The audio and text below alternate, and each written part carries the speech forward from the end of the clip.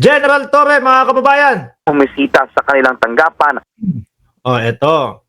Si General Torre, umalma din. Sinagot ang banat ng Vice Presidente. PNP sinagot po ang banat ni Vice President Sara Duterte kaugnay ng makaluma na umanong sistema ng pambansang pulisya. Narito po ang balitang kumpirmado sigurado mula po Makalumang sistema ng pulisya daw ho, mga kababayan.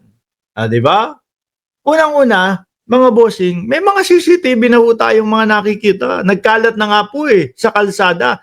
Kaya lang po ang gusto yata ng Vice Presidente, mga kababayan, is may mga robot-robot No? Gusto ng ating Vice Presidente yung may mga robot-robot ho. Mga CCTV, nandiyan na po, mga bossing. Sa mga pang-trapiko, merong mga camera na din po. Sa mga bawat barangay, may mga camera na din po. Ito pong mga camera na ito, mga kababayan, mas makatutulong po ito doon sa 3 hanggang 5 minuto na responde po ng ating mga kapulisan. Kaya lang, pumunta po kayo sa Estados Unidos, pumunta po kayo kahit saang lugar. Japan man o meron na po bang police robot?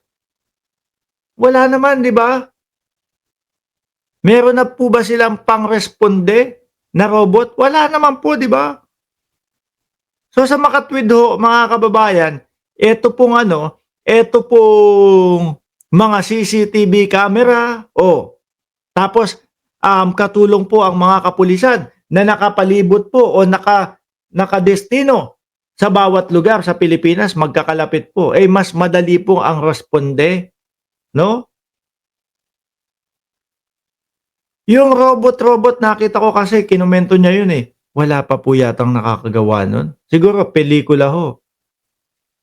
Robocop, no? Robot na pulis, pambata, pambata yata na palabas sa YouTube, pinapanood ni Sir. Wala pa hong ganoon. Kasi ang kailangan mga kababayan, merong mga nagko-control ng CCTV. Di ba? May tumawag. Sir, may dito sa amin. Merong nang hold up dito sa amin. Saang lugar yan? Dito po, sa Kanto Tinyo. Yan. Search mo, Kanto Tinyo. Di makikita na doon sa CCTV. Oo nga, ayun Tatawagan yung pulis. Puntahan mo agad. Responde agad. Biglayin nyo na. Di ba? Kailangan po, may utak din. Yung re-responde doon. Hindi pwedeng response on this. Paano kapag palapit ng palapit? Sabihin, wag ka lumapit. Hindi nakakaintindi. Yung robot. Lapit ng lapit. Yun. Sinaksak. Di ba? Kailangan din po may utak yung magiging negosyador doon, hindi po may mga teknolohiya na kasi na meron ng robot. Dapat robot na din ng pulis. Diyos ko. Sabi ni Sir Archie Beroya, Robocop ang gusto, baka si Baste advice, malakas ang trip lagi, nasa out of space. Miski yung Robocop, mga kababayan, may tao talaga sa loob nun di ba? Gumagana ang utak, di ba? John Rex Vlog, ang ganda naman ng pangalan mo. Gracious Grace, di ba? General Torre, please, wag nyong i-adapt ang gusto ni BP Sara at ni Bato. Tokhang. Yung kay Bato naman, tokhang-tokhang nila, piso-piso lang naman yun, mga kababayan. Sa kanto ng Pacheco at Sevilla, tignan nyo, meron ng snatch doon. Susundan nila yan, mga kababayan. Doon po sa CCTV. Lipat ka doon sa kabilang CCTV para masundan. Sige, salubungan nyo dyan, mga kapulis. Di ba? Pero kung magro-robot na agad, Madam BP, wala pang ibang gumagawa nun. No? Hindi maintindihan ng robot. Kakala mo, nag-video game, yung magpapa-andar doon. Kailangan instant, may utak, nagagana sa pagresponde. Tuloy natin. sa Malacanang Radyo Patrol, Christian Yusores. Christian, anong detalye? May mga ginagawa ng hakbang at inisyatiba ang Philippine National Police o PNP para makaresponde ang pulisya sa mga bagong hamon at banda sa seguridad ng publiko. Ito ang naging sagot ng pamunuan ng PNP matapos punahin ni Vice President Sara Duterte ang anyay makaluma ng sistema ng pambansang pulisya na nakatutok lamang sa police visibility na sa mga kalsada imbis na Wait lang. Lumang estratehiya yung police visibility? Hindi ho, ako hindi ho. Epektibo po yun mga kababayan para sa akin. No? Epektibo po. Like example, ikaw may iniisip ka, may binabalak kang gawing masama. Alam mo, bawat kanto ng lugar, merong mga kapulisan. Yung pagtumakbo ka lang dito, may sasalubong sa yung pulis. Epektibo ho yun. Mapapadalawang isip. Mapapadalawang isip po yung gagawa ng kung anumang krimen ang gusto niyang gawin. Hindi na matutuloy. Ganun kasimple lang po dun, mga bossing. Hindi na matutuloy. Ngayon, kung ang nakalagay lang dyan is CCTV, tapos walang mga pulis na nando sa bawat lugar, magkakatagalan yan. Sinusundan mo sa CCTV, pero wala naman. Manggagaling pa sa headquarters, yung mga kapulisan, naku, 15 to 20 minutes pa ho, mga kababayan, wala na, nakasibat na ho yan.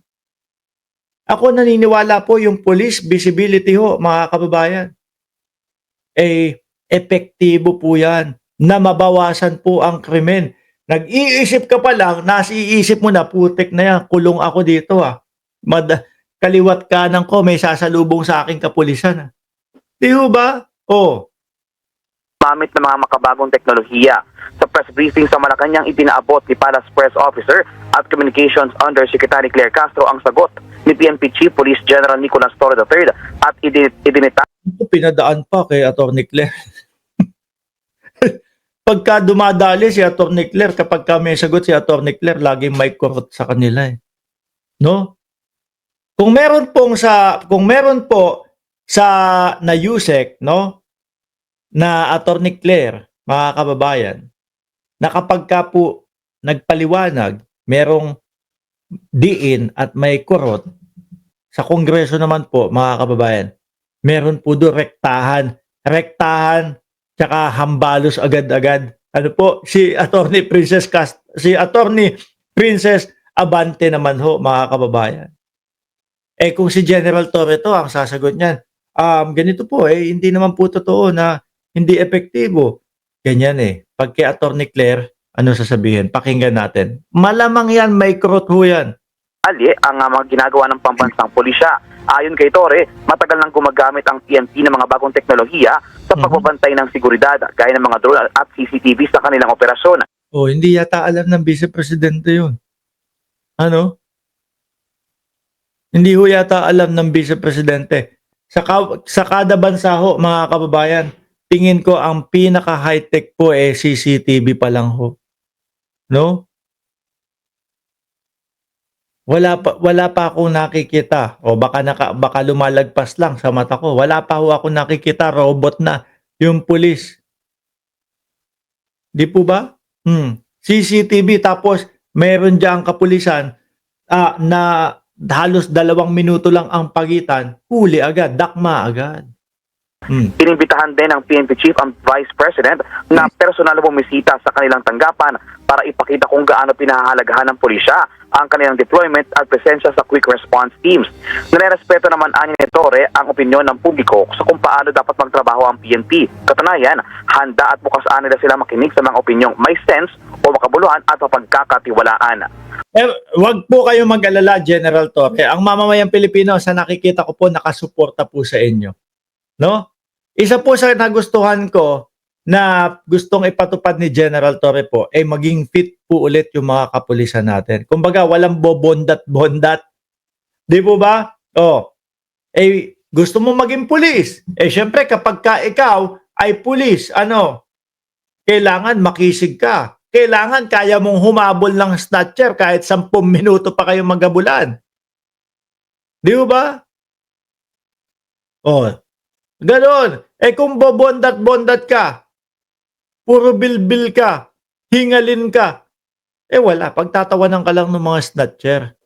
Di ba? Kaya kailangan po ang ating mga kapulisan bumalik po doon sa mga tindig na talagang nakaganon. Si General Torre, mukha lang payat yan, pero nakikita nyo po ang tikas at ang Ang tikas ho niyan, mga bossing. Sabi ni Ma'am Betty Baniked, dito sa Taiwan, kalat ang CCTV. Pag mag-accident, magulat ka na lang, may pulis agad. O, halos karamihan po, di ba? Puro mga CCTV lang. May nagsabi dito kanina, meron ng robot, Mark. Sabi, asan ba yun? Meron ng robot, Mark. Sa McDonald's nga lang daw. Sabi ni Ma'am Rowena Kaynes. O, di ba? Alam ko doon sa ibang bansa din meron. Taga-deliver ng mga pagkain. Yun lang. Pero hindi yung talagang aakto bilang pulis. O, tuloy. At yan ang mga balitang kumpirmado. Sigurado, ito ang Radyo Patrol. Christian Osore. Tapos na pala. Hindi, ang nakakapagtaka kay Vice Presidente, hindi niya alam na merong mga CCTV, na merong kung ano-ano po, mga bossing.